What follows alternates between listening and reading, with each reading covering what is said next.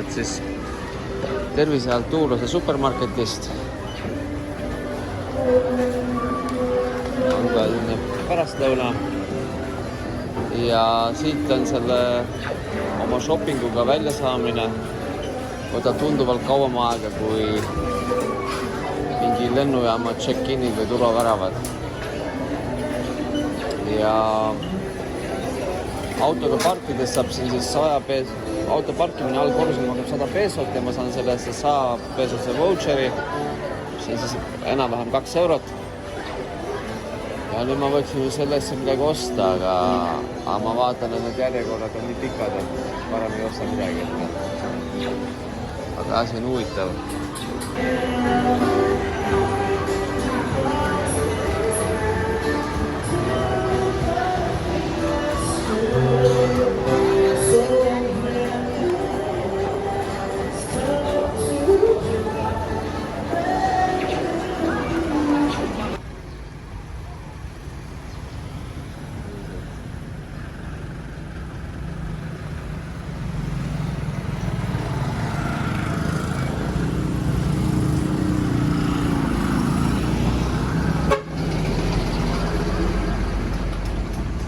Kommipood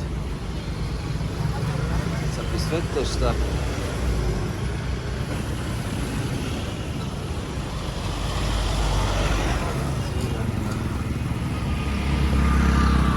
Üle tee on selline kirjatarvete pood ja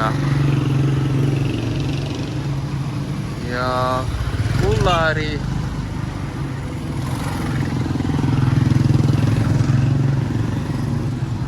Siin keegi see.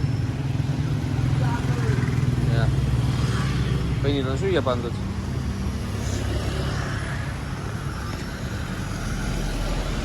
Aga see on sellised üks huvitavamaid tänavaid minu jaoks. Elu käib vähekene teise võnkega, kui ma harjunud olen. Päikesepaneelid. Arendariia, see kohalik söögikoht. Alati minna jõuda vaatama, mis süüa pakutakse.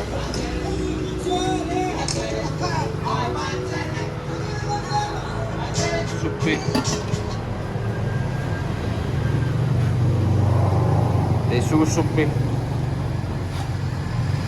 Kolmandat sugust suppi. Ja ma pakun, et siin on riis, ei ole riis, siin on jälle suppi.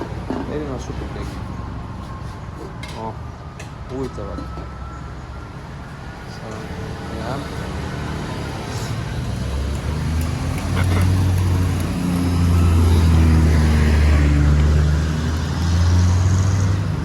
Kõlab käru või toru või päikesepaneeli, siis seda saab siit osta.